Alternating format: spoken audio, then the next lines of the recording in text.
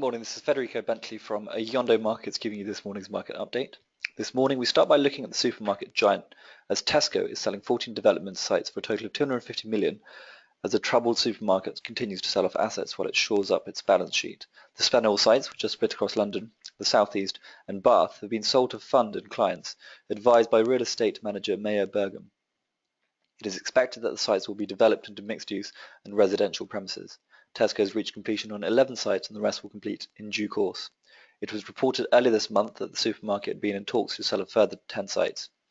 After days in the red, Europe looks set to follow an Asian stock's strong overnight lead, following on US data released yesterday that showed producer prices falling at the fastest pace in 8 months, while retail sales are barely up.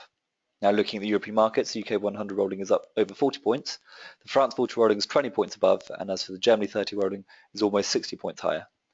Now skipping across the pond, the Wall Street rolling fell by 157 points, or 0.92%, to 16,924.75. The US 500 lost nearly 10 points, or 0.47%, to 1,994.24.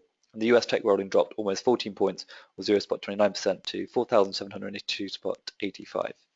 Now looking at some corporate news, consumer goods giant Unilever soared past forecasts with its third quarter results, reporting underlying 5.7% sales growth against expectations of 4%.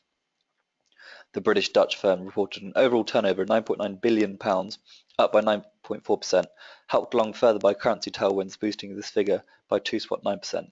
Unilever's shares are up by 8.4% since the beginning of the year. Now for some more corporate news, Walmart's profit warning prompted other US retailers to fall, pushing US markets down last night, shrugging off Wall Street's decline, with S&P closing 0.5% lower. Japan's Nikkei index was up 1.4%, the Shanghai Composite up 1.4% as well, and the Hong Kong's Hang Seng up 2.2%. In other news, Prime Minister David Cameron is meeting today with the President of the European Commission, Jean-Claude Juncker, to discuss Britain's future prospects as a member of the EU. Now for some key data and focus, we have at 1:30 over in the US, Consumer Price Index, and at 11:15 tonight, the New Zealand Consumer Price Index. That's all for today's news, so thank you very much for listening and all the best on your day's trading.